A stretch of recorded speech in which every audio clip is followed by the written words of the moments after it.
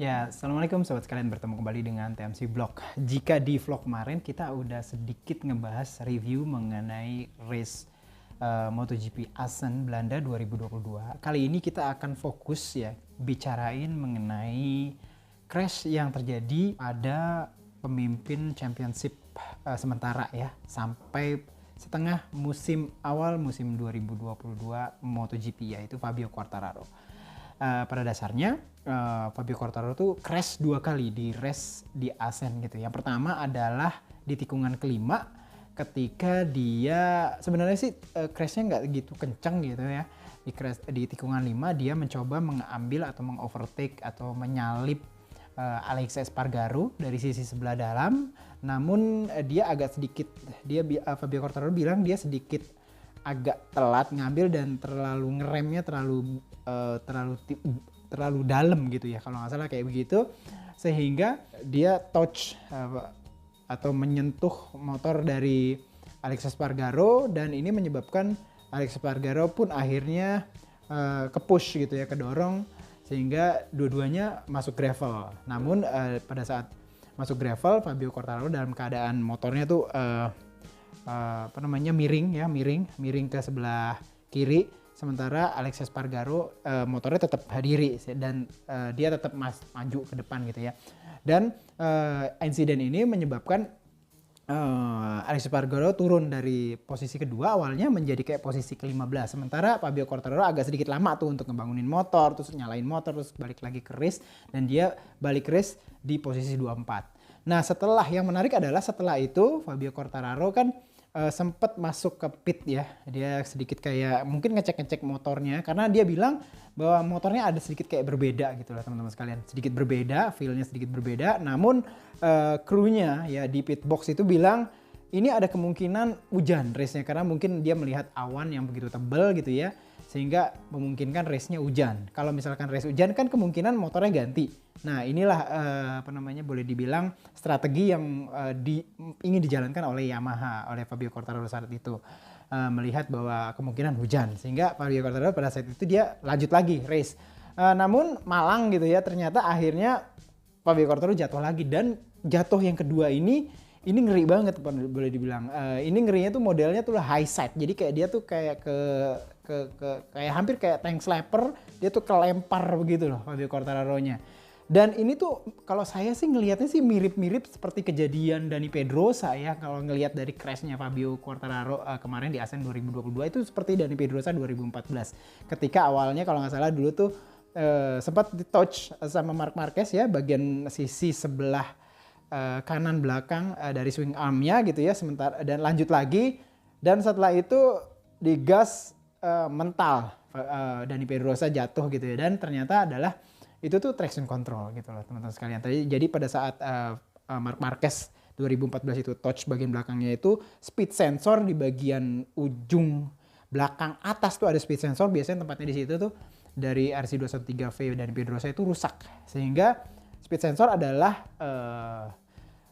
sensor yang memberikan dua variabel data ya, kecepatan ban depan dan kecepatan ban belakang dari satu sistem yang namanya traction control atau kendali traksi. Nah, kalau salah satu aja datanya rusak, maka ini sistemnya akan malah fungsi atau gagal fungsi gitu. Dan ini menyebabkan pada saat gas dibetot kencang, dia tidak lagi bisa menyeimbangkan antara traksi depan dan traksi belakang, dan ini bisa menyebabkan crash yang bisa hebat gitu lah. Nah, Fabio Quartararo pada dasarnya belum ada informasi resmi dari Yamaha, dari tim Monster Energy Yamaha MotoGP gitu ya, dari Lee Jarvi dan segala macam mengenai penyebab dari jatuh yang kedua kalinya Fabio Quartararo. Namun Fabio Quartararo sendiri teman-teman sekalian di debrief pasca race ya dengan para media itu bilang bahwa melihat dari tanda-tanda bahwa itu tuh motornya itu nge-slap dia gitu ya, hingga dia menjadi terpental dan jatuh, itu berada dalam posisi yang nggak miring pada dasarnya. Dia tuh posisi itu hampir full tegak, dan itu merupakan salah satu tanda-tanda bahwa memang ini permasalahan ada di traction control. Jadi kalau misalkan tiba-tiba motor lagi full diri gitu teman-teman sekalian, full diri tapi dia bermasalah ya, aneh. Dan ini kemungkinan adalah traction controlnya gitu lah. Teman-teman sekalian, kalau yang memiliki motor dengan traction control ya, kalau misalkan traction controlnya itu masalah pun bisa akan kejadian kayak gini. Cuman kalau motor harian mah tidak sebesar ini ya, hanya rusak aja traction control. Cuman kalau untuk motor balap di mana traction control itu benar-benar sangat diandalkan ya untuk menjaga keseimbangan motor pada saat ngebetot gas sebegitu gede gitu ya di atas 100 horsepower, itu tuh penting banget. Dan kalau itu rusak itu ngeri banget teman-teman sekalian. Kejadiannya ya sama seperti kayak Dani Pedrosa 2014, dan kalau menurut saya juga kejadian di di Assen 2022. Nah, salah satu sinyalemen yang saya bisa lihat lagi bahwa ini tuh kemungkinan memang bener-bener traction control ya yang masalah gitu, sambil memperkirakan sensor mana nih yang bermasalah nih ya, dari motor Yamaha M1-nya dari Fabio Quartararo ya ketika crash pertama, sehingga menyebabkan gagal fungsi atau malah fungsi dari sistem traksi atau traction control pada saat crash kedua kalinya. Jadi gini teman-teman sekalian, kalau teman-teman sekalian bisa lihat ya di beberapa video, saya nggak bisa menampilkan video di sini karena memang ada hubungan dengan copyright dengan Dorna. Yang pertama, saya sendiri sebagai jurnalis yang memiliki akreditasi. Nah, ini nggak boleh banget gitu ya untuk bisa menampilkan video di sini. Nah, kalau teman-teman sekalian bisa lihat, misalkan kayak ada di Twitter, silahkan lihat di Twitternya MotoGP.com atau di mana gitu ya. Itu bisa lihat bahwa setelah crash pertama, Fabio Quartararo itu kan jatuh gitu ya, itu miring ke sebelah kiri gitu ya. Sebelah kiri itu membawa Alex Espargaro ke gravel. Nah, teman-teman sekalian, jika teman-teman sekalian bisa lihat gitu ya, posisi di mana letak posisi dari speed sensor dari Yamaha M1. Jika dilihat, Yamaha M1 itu memiliki masing-masing 2 pasang. Wow, nggak hanya satunya, jadi 2 pasang speed sensor yang hadir, 2 di bagian belakang, dan yang saya lihat tuh ada 2 juga di bagian depan. Nah, yang di bagian belakang sama seperti kayak Honda dan seperti juga kayak motor-motor lainnya, biasanya ada di atas swing arm deket posisinya tuh deket dengan kaliper rem belakang. Artinya di swing arm terus di sisi sebelah kanan belakang gitu ya. Sementara yang posisi untuk speed sensor bagian depan itu hadirnya itu persis di roda depan, deket cakram di bawah kaliper tapi sebelah kiri teman-teman sekalian. Jadi letaknya itu benar-benar di bawah, dan ada dua boleh dibilang 2 part sensor di situ. 2 part sensor ada 2 sepasang. Nah, kalau kita lihat jatuhnya Fabio Quartararo kan juga ngeglesernya gitu ke kiri teman-teman sekalian. Nah, ngegleser ke kiri, dan setelah itu dia nyentuh gravel dan segala macem gitu ya. Nyentuh gravel dan segala macem. Nah, ini perkiraan saya bahwa rusaknya sistem traction control yang ada di motornya Fabio Quartararo itu disebabkan karena rusaknya atau mungkin tidak berfungsinya dari sepasang speed sensor yang hadir di roda depan. Roda depan tuh hadirnya ada di sisi sebelah kiri ya, di bawah kaliper roda depan, kaliper rem yang sebelah kiri. Karena kaliper rem dari motor Yamaha M1 itu kan ada 2 kanan dan kiri, karena double disc ya. Nah, di sebelah kiri. Nah, ini rusak sehingga dia sensornya itu gagal untuk menghadirkan data yang sebenarnya yang bisa di-feed ke ECU untuk menghadirkan perhitungan algoritma dari traction control kayak gitu loh teman-teman sekalian. Sehingga jadilah seperti apa yang terjadi di Fabio Quartararo. Nah, kalau teman-teman sekalian juga ingat di 2019 juga Fabio Quartararo pernah bermasalah dengan traction control di Yamaha M1. Namun kasusnya agak sedikit berbeda. Waktu itu 2019 di Silverstone, kalau teman-teman sekalian bisa lihat masih atau bisa ingat gitu ya, kala itu pada saat start tiba-tiba pada saat nikung ke sebelah kanan kalau nggak salah ya, Silverstone itu tikungan pertama kanan dia lost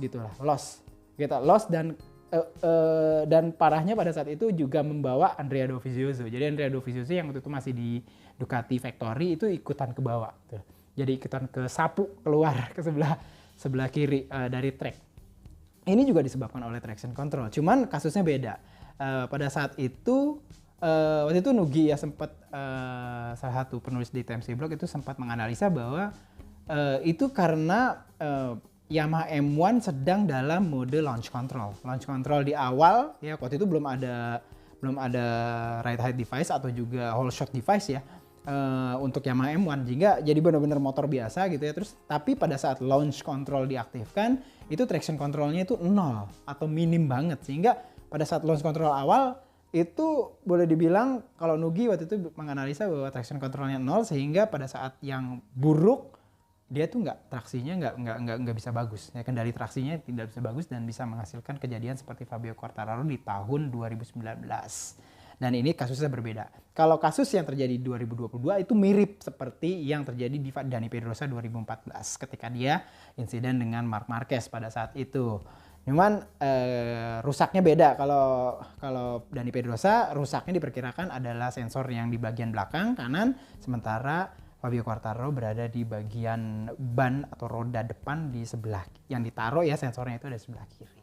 Nah itu dia analisa dari kami TMC Blog gitu ya mengenai apa sih yang sebenarnya terjadi pada saat Fabio Quartararo sampai 2 kali ya crash.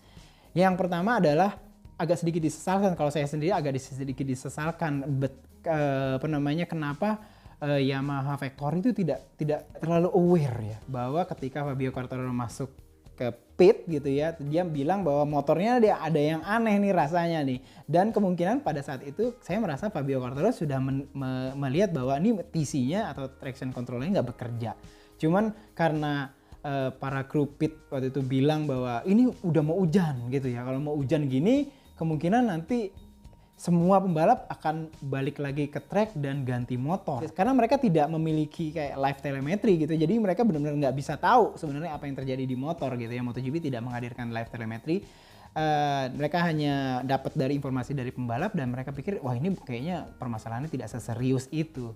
Walaupun akhirnya ternyata serius banget. Dan kalau saya sih ngeliatnya Yamaha Factory harus benar-benar minta maaf nih ke Fabio Quartararo karena memang ini menurut saya salah satunya juga kesalahan dari tim ya. Harusnya kayak gitu. Tidak begitu percaya dengan Fabio Quartararo. Untung aja Fabio Quartararo nggak apa-apa. Kalau misalkan cedera gitu ya. Saya nggak tahu siapa yang bakalan menyesal. Mungkin Lee Jarvis. Itu aja mungkin vlog kali ini. Mudah-mudahan bisa bermanfaat bagi teman-teman sekalian. Sampai bertemu di vlog selanjutnya. Assalamualaikum warahmatullahi wabarakatuh.